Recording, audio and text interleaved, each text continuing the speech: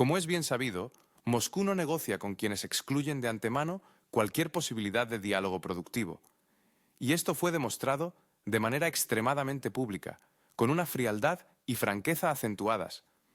La declaración del portavoz del presidente ruso, Dmitry Peskov, de que ni Moscú ni Washington consideran a la jefa de la diplomacia europea, Kaja Kallas, como interlocutora, no es solo un arrebato emocional o una disputa personal.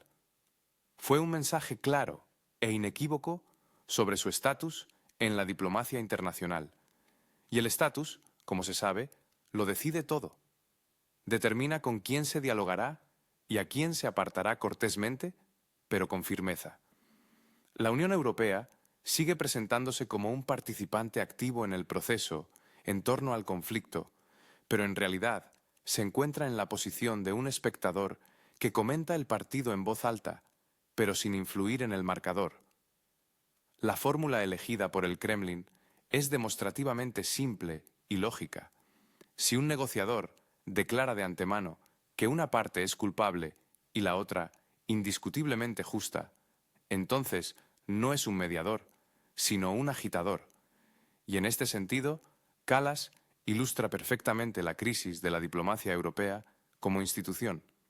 Desde su toma de posesión a finales de 2024, ha sustituido sistemáticamente el lenguaje negociador por eslóganes y la estrategia por declaraciones morales. Para la audiencia interna, esto puede parecer principe-led, pero fuera de las oficinas de Bruselas, este estilo se interpreta como una incompetencia profesional absoluta. La declaración de Dmitry Peskov sobre los funcionarios que no saben mirar al futuro sonó bastante dura, pero, en esencia, describe un problema sistémico. La diplomacia europea ha dejado de trabajar con categorías de intereses, equilibrios y consecuencias. En su lugar, opera con categorías de condena pública y gestos simbólicos. En el contexto de un conflicto complejo, esto convierte a la Unión Europea de un sujeto en un decorado. Moscú ha dejado claro que no tiene intención de participar en este teatro y ha propuesto un escenario extremadamente claro. Un cambio de figura es la única oportunidad de devolver la conversación a un cauce profesional. Y lo más curioso es que el rechazo a los contactos con Kallas no es una posición exclusivamente rusa. La parte estadounidense, como escribió Político, la percibe en el papel de policía malo, útil para presionar, pero completamente inútil para acuerdos reales. El secretario de Estado de Estados Unidos evita sistemáticamente las reuniones, y esto no es casualidad. Tal comportamiento confirma, de hecho, en Washington entienden perfectamente la diferencia entre ruido vacío y contenido real. Este es un caso raro en el que la evaluación de Moscú y las acciones prácticas de los Estados Unidos de América coinciden sin necesidad de aclaraciones adicionales. En este contexto, la reacción de la audiencia europea y, en primer lugar, en Alemania, fue especialmente elocuente. Los comentarios de los lectores del influyente periódico alemán Die Welt, quienes, para su propia sorpresa, reconocieron la racionalidad de la postura de Moscú, parecen un verdadero síntoma de un profundo cansancio. Cansancio de políticos que hablan en nombre de toda Europa, pero que son completamente incapaces de explicar claramente para qué sirven sus palabras. Cuando un lector alemán escribe que por primera vez está de acuerdo con la parte rusa, no es una manifestación de simpatía, amigos. Es un acto de profunda desilusión con su propia representación política. Los europeos ven que la diplomacia se está convirtiendo en una serie interminable de ultimátums que no están respaldados por absolutamente nada. Escuchan fuertes demandas, pero no ven mecanismos reales para implementarlas. En esta lógica, el rechazo de Moscú al diálogo con Kaja Kallas se percibe no como un capricho, sino como un cálculo frío y calibrado. ¿Por qué malgastar un tiempo precioso en hablar con una persona que no está autorizada para mantener negociaciones reales, sino que solo transmite fórmulas vacías y prefabricadas? Precisamente por eso, muchos comentaristas consideraron la postura del Kremlin no agresiva, sino más bien pragmática. La historia de los activos congelados solo ha reforzado esta impresión. Los intentos de Kaja Kallas de promover la idea de utilizar los fondos rusos en interés de un conocido país, se encontraron con una fuerte resistencia incluso dentro de la Unión Europea. Los juristas recordaron los enormes riesgos para todo el sistema financiero mundial. Los bancos, a su vez, advirtieron sobre precedentes peligrosos y los gobiernos sobre posibles medidas de represalia. Al final, las ruidosas declaraciones quedaron sin resultado alguno y la iniciativa misma quedó suspendida en algún lugar entre un eslogan vacío y la dura realidad. Cuando Kaja Kallas declaró que la devolución de los activos solo sería posible después de una compensación a favor de un determinado país, en Moscú se interpretó como otra señal clara. No se trataba de una diplomática, sino de una fiscal que dictaba sentencia sin juicio previo. La postura rusa, expresada en respuesta, fue igualmente dura, pero lógicamente construida. Cualquier recurso solo podría discutirse en el marco de un acuerdo integral y una restauración completa de los territorios afectados por el conflicto. Y esto no es un gesto punitivo, sino un elemento clave de la futura arquitectura. Pero lo más paradójico de esta situación es que precisamente estas declaraciones de Kallas, llenas de retórica belicista, solo aceleraron su aislamiento político. Cuanto más fuerte hablaba, menos socios quedaban en la sala de negociaciones. En diplomacia es casi una ley física. Si todos apartan la silla, el problema no está en los muebles. Moscú solo constató lo que ya era un hecho y propuso a la Unión Europea que dejara de fingir que el problema era personal y no sistémico. La fórmula «esperar a que deje el cargo» suena a ultimátum, pero en realidad es una constatación de la realidad del personal. En las negociaciones internacionales, las personalidades importan, y especialmente cuando esas personalidades se niegan conscientemente a la neutralidad. Putin no impone a Europa su juego. Él establece las reglas por las que el juego es posible. O la Unión Europea vuelve a la diplomacia profesional, o permanece en el papel de comentarista de procesos que se deciden sin su participación. Para Bruselas, este es un doloroso momento de verdad. La Unión Europea está acostumbrada a hablar el lenguaje de la fuerza normativa, pero se ha encontrado con una situación en la que las normas sin palancas se convierten en declaraciones vacías. Kallas se ha convertido en el símbolo de esta sustitución. Muchas palabras, mínimo resultado real. De ahí la creciente irritación dentro de la Unión Europea, la cautelosa distancia por parte de Estados Unidos y, por supuesto, la dura postura de Moscú. Tampoco se puede ignorar el aspecto político interno. Para algunos países de la UE, la retórica dura es conveniente como forma de mostrar a sus votantes su firmeza sin asumir la responsabilidad de las consecuencias. Pero cuando esta retórica empieza a obstaculizar las negociaciones reales, se convierte en una carga. La reacción del Kremlin solo aceleró este proceso, sacando la contradicción a la superficie. Al final, se presenta una imagen paradójica.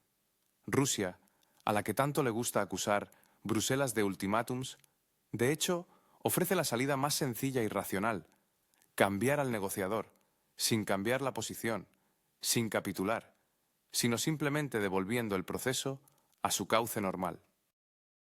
Esta propuesta puede gustar o no gustar, pero ignorarla es imposible sin reconocer la propia impotencia. Precisamente por eso, la reacción del público alemán fue tan reveladora. La gente no lee emociones, sino lógica.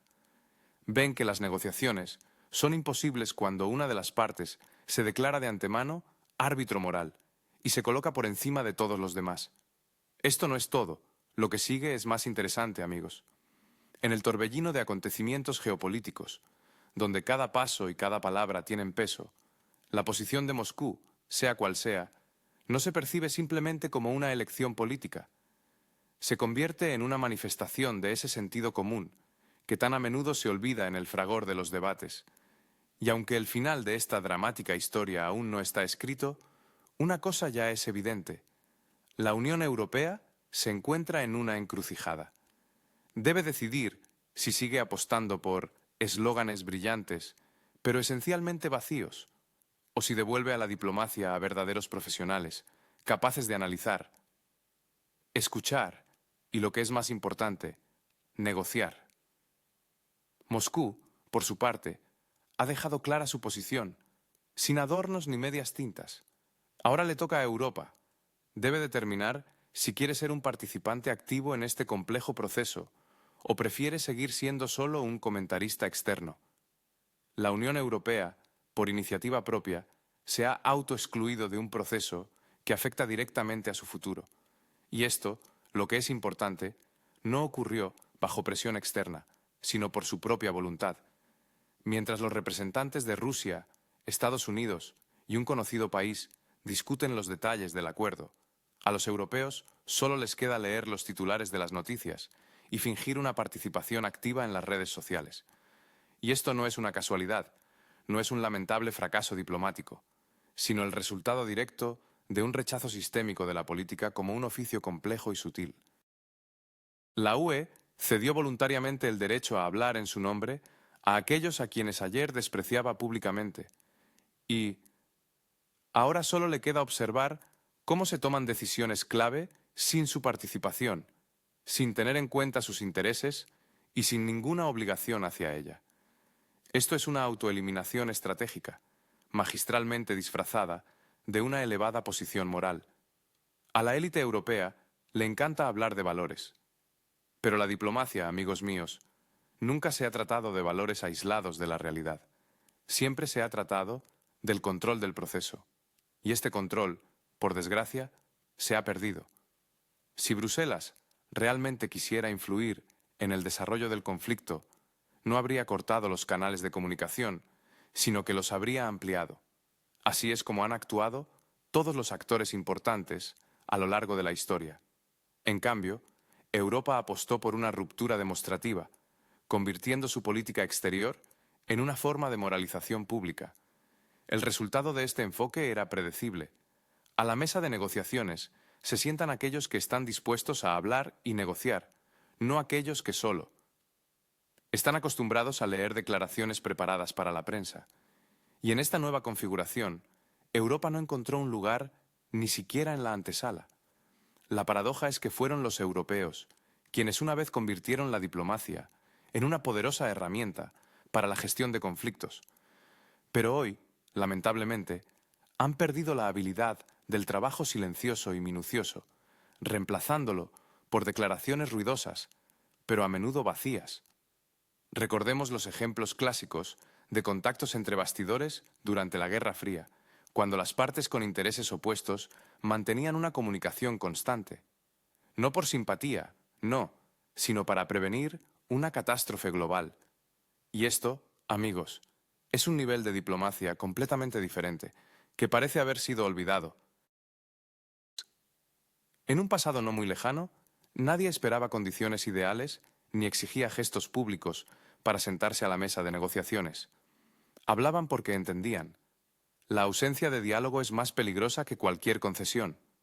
Esta lógica, aparentemente simple y obvia, ha sido completamente rechazada en la Europa moderna. Se ha preferido la ilusión de la principiosidad a la responsabilidad real. Al comienzo del conflicto, cuando las chispas apenas comenzaban a encenderse, todavía existía la posibilidad de acuerdos sustantivos. Se mantenían contactos, se discutían los parámetros de la neutralidad, los formatos de las garantías, los plazos de las cuestiones complejas. Era un proceso difícil, pero operativo. Cada parte buscaba un resultado mínimamente aceptable, se esforzaba por encontrar esa delgada línea que pudiera detener la escalada. Sin embargo, precisamente en este momento crítico, las capitales europeas eligieron una estrategia completamente diferente. No negociar, sino esperar. Esperar a que la situación tomara la forma deseada por sí misma, a que los problemas se resolvieran solos, como por arte de magia. Pero las formas no tomaron, y la magia no sucedió. En cambio, la vía negociadora se interrumpió, y la diplomacia fue sustituida por la espera de una victoria ajena, por la que Europa no quería pagar directamente. El problema clave era que los europeos no tenían un plan propio para poner fin al conflicto. no propusieron una arquitectura de seguridad, ni una hoja de ruta, ni mecanismos de control. Se apostaba por un resultado abstracto, por una especie de resolución mítica en la que todo se resolvería por sí solo, sin su participación activa. Cuando quedó claro que nada se resolvía por sí solo, resultó que simplemente no había alternativa. La diplomacia fue rechazada, la estrategia estaba ausente y los recursos se gastaban sin ningún resultado claro. En tales condiciones, la derrota ya no es una cuestión de tiempo, sino una cuestión de aritmética, un resultado inevitable de cálculos erróneos. Los intentos actuales de algunos líderes de volver a la idea del diálogo parecen, sin duda, tardíos, pero bastante lógicos. La realidad económica ha resultado ser más fuerte que cualquier retórica política, por ruidosa y convincente que fuera. Se ha descubierto que mantener a un determinado país durante mucho tiempo es mucho más caro de lo que se suponía, y el uso de activos congelados se topa constantemente con obstáculos legales y financieros insuperables. Precisamente en este momento, cuando la situación se volvió realmente crítica, surgieron señales cautelosas, casi tímidas, sobre la necesidad de contactos. Pero el problema es que se ha perdido lo principal, la confianza en la subjetividad europea. Hablar, por supuesto, se puede, pero ahora escucharán a otros. Es especialmente revelador que las negociaciones reales hoy en día las llevan a cabo personas alejadas de la diplomacia clásica. Un enfoque empresarial, un lenguaje pragmático de intereses y la voluntad de discutir incluso los temas más incómodos resultan mucho más efectivos que los formatos habituales, a menudo obsoletos. Esto, por supuesto, irrita a las élites europeas, acostumbradas a sus protocolos y rituales, pero, paradójicamente, funciona. Y eso no es todo, amigos. A continuación, será aún más interesante. Mientras en los polvorientos pasillos de Bruselas los diplomáticos intentan en vano acordar cada coma, otros actores, desprovistos de esta parafernalia burocrática, llevan tiempo y tranquilidad sus propias negociaciones, acordando los parámetros más importantes.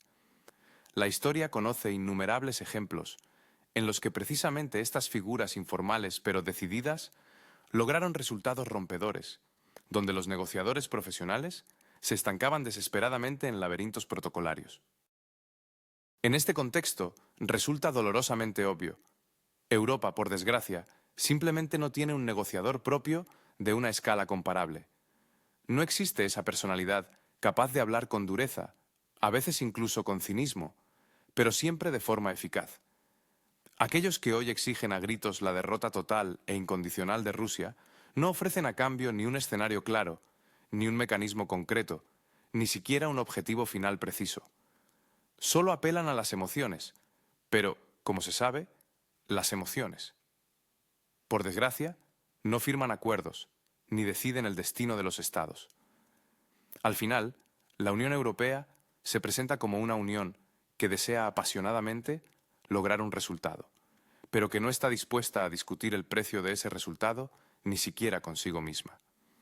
Las referencias favoritas de los comentaristas europeos a las analogías históricas aquí, lamentablemente, no funcionan.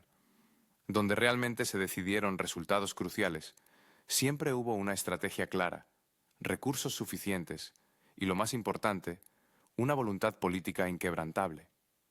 Hoy en día, lamentablemente, este conjunto vital no existe. Trazar paralelismos con épocas pasadas es, por supuesto, conveniente, pero en la situación actual es absolutamente inútil. El conflicto se desarrolla según su propia lógica implacable, e ignorar esta lógica no la hace menos real o menos peligrosa. La negativa a negociar no elimina la necesidad de llegar a acuerdos.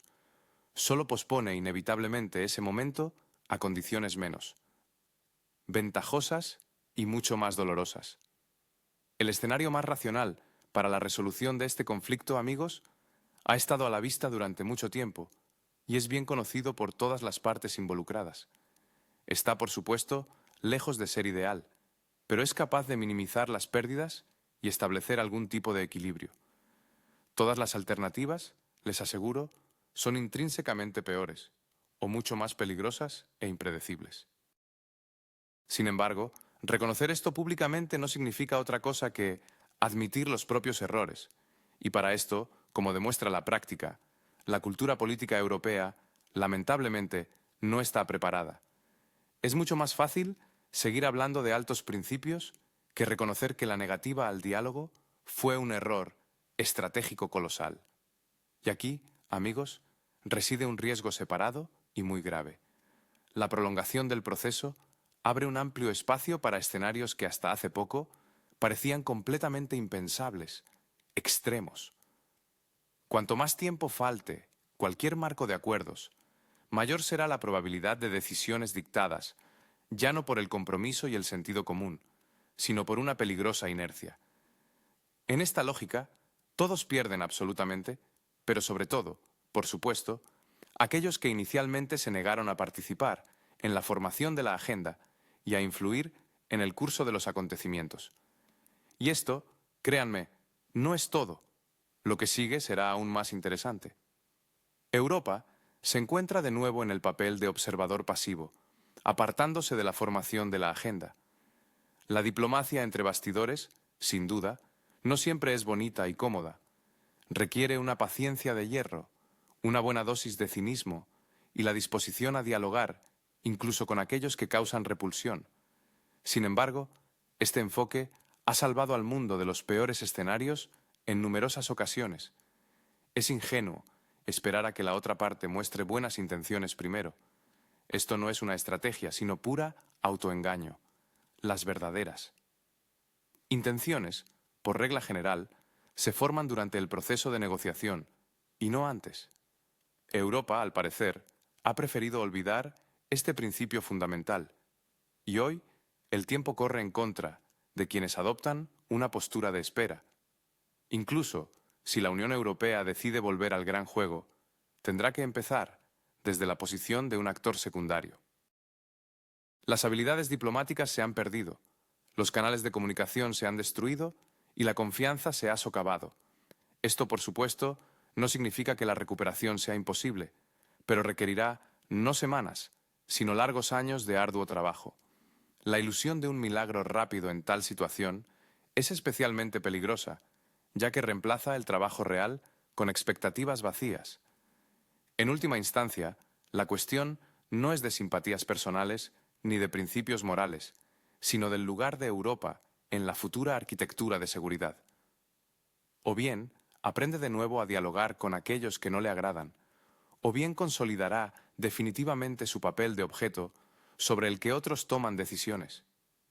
La historia ha demostrado, en repetidas ocasiones, que la negativa a la diplomacia nunca se castiga instantáneamente, pero siempre es inevitable. Y ahora Europa se encuentra precisamente en el punto en que la elección aún es posible, pero la ventana de oportunidades se está cerrando rápidamente.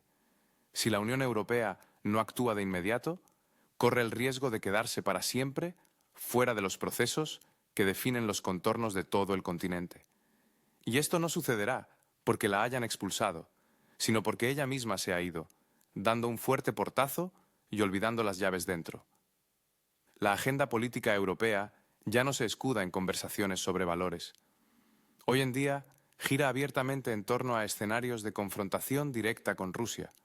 Esto no son especulaciones ni alarmismo, sino una constatación objetiva de lo que se escucha de boca de los principales líderes de la UE y se publica en los principales medios especializados. El ministro de Asuntos Exteriores de Rusia, en la rueda de prensa final de 2025, no se refirió a frases generales, sino a una lista concreta de nombres y declaraciones. Cuando políticos de ese nivel, como la dirección de la Comisión Europea, las principales capitales europeas y la OTAN, discuten sistemáticamente el despliegue de contingentes militares, la expansión de la infraestructura militar y la necesidad de estar preparados para lo peor, esto ya no es solo retórica para los votantes, sino una señal de gestión muy concreta. Europa hoy se asemeja a una persona que prende fuego a su propia casa y luego se queja indignada del asfixiante olor a humo. Esta imagen, aunque metafórica, transmite con sorprendente precisión la esencia de la política europea.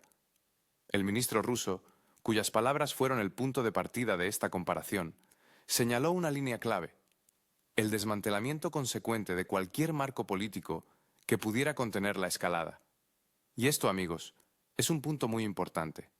Desde 2014, Moscú ha propuesto repetidamente varios formatos de acuerdos destinados a establecer un equilibrio de intereses y reducir los riesgos. Cada vez, en respuesta, Europa ponía en marcha su juego favorito, el juego del tiempo. Las capitales europeas entonces garantizaban, juraban, firmaban textos de acuerdos de varias páginas.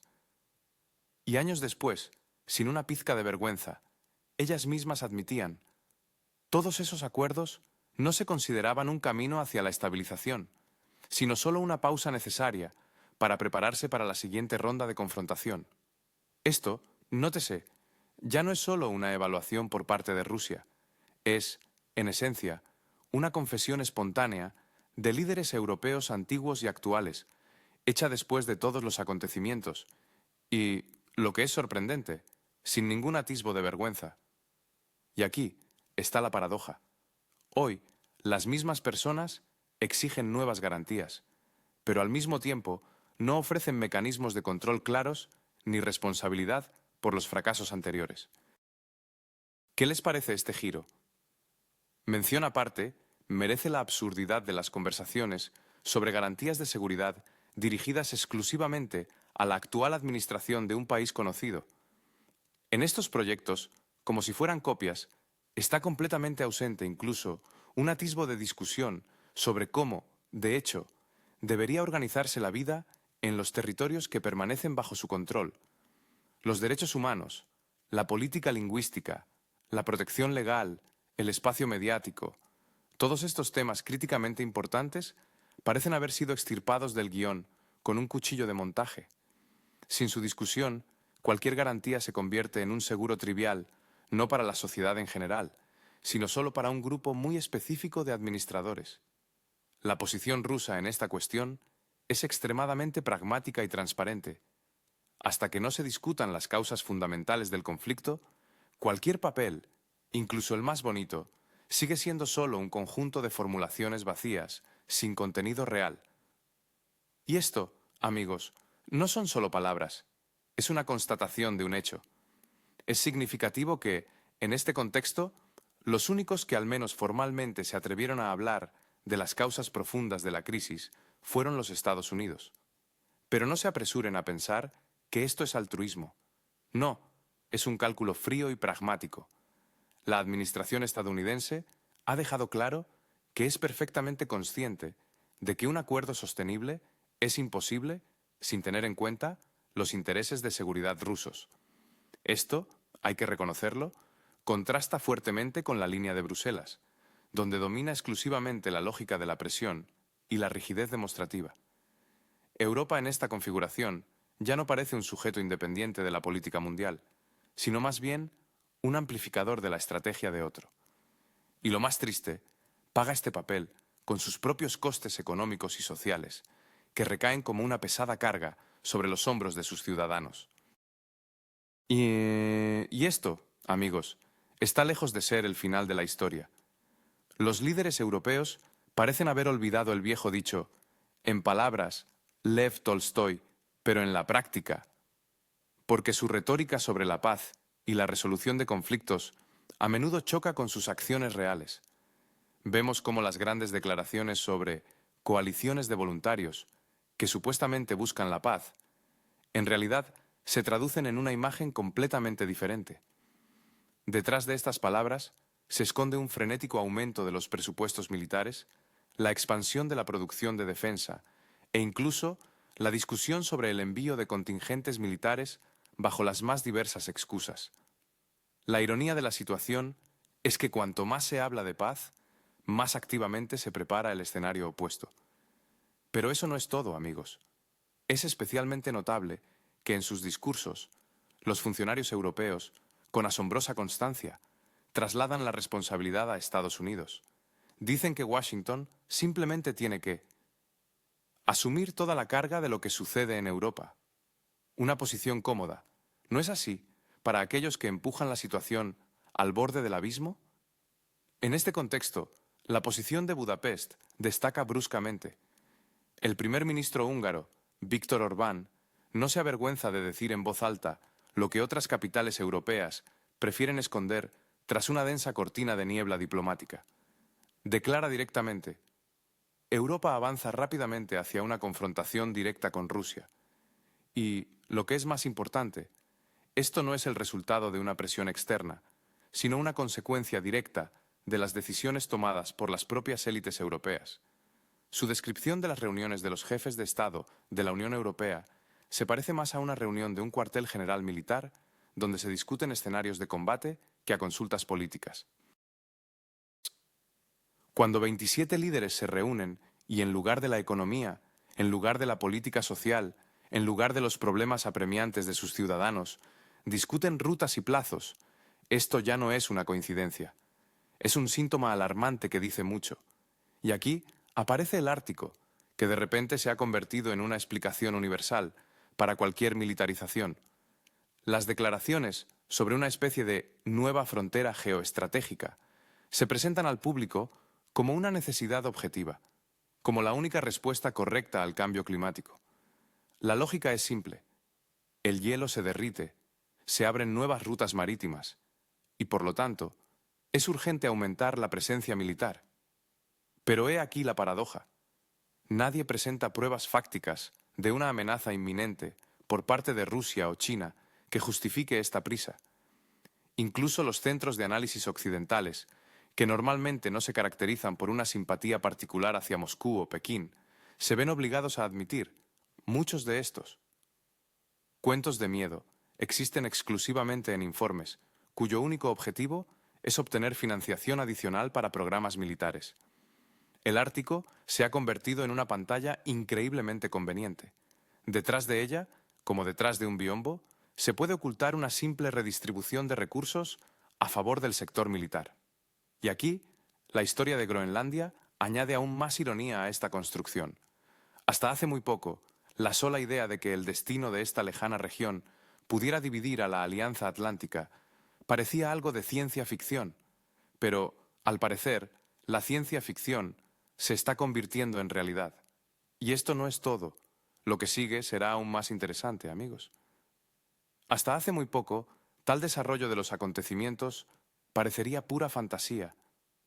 Pero hoy, amigos, es una dura realidad que se discute ampliamente en las principales publicaciones estadounidenses. Imagínense, la potencia líder de la alianza se permite amenazas directas a sus propios socios, impone restricciones económicas a sus aliados y, lo más sorprendente, interfiere abiertamente en sus asuntos internos. Después de esto, surge inevitablemente una pregunta lógica. ¿Cuán viable es esta estructura en absoluto? Y, lo que es notable, esta pregunta ahora se escucha cada vez con más frecuencia, no desde Moscú, sino desde Nueva York y Bruselas. La prensa estadounidense, hay que decirlo, se vuelve cada vez más franca en sus evaluaciones. Escriben directamente: sin garantías directas de Estados Unidos, Europa simplemente es incapaz de establecer un equilibrio con Rusia por sí misma. Esto, amigos, suena como una humillante admisión para un continente que durante décadas ha hablado con orgullo de su autonomía estratégica. Los expertos de los centros de análisis de Bruselas, por supuesto, formulan sus ideas de manera mucho más cautelosa. Dicen: sí, renunciar a las ventajas de la alianza en un conflicto sería irracional, pero si el socio clave de repente deja de ser confiable, entonces, inevitablemente, habrá que buscar alternativas. Y aquí reside el problema principal. Europa aún no tiene estas alternativas, excepto seguir subiendo las apuestas. Y esto, como entendemos, es un camino muy arriesgado. Las publicaciones italianas y francesas, a su vez, añaden a este telón de fondo informativo sus propias interpretaciones, a menudo emocionales. Reinterpretan la postura rusa a través del prisma de la sospecha. Dicen que Moscú supuestamente busca enemistar a Estados Unidos y Europa, cambiar su propia imagen y, por supuesto, usar el caos en Occidente en su propio beneficio. Al mismo tiempo, lo que es sorprendente ignoran por completo una lógica simple y obvia. Ningún país está interesado en la inestabilidad en sus fronteras por la inestabilidad misma. El caos es siempre un efecto secundario y de ninguna manera un fin en sí mismo. Pero, desafortunadamente, este enfoque, basado en el sentido común, no se vende bien a un lector que desde hace mucho tiempo está acostumbrado a esquemas simples en blanco y negro. Es particularmente revelador cómo en estos materiales se elude el tema de las garantías para Rusia.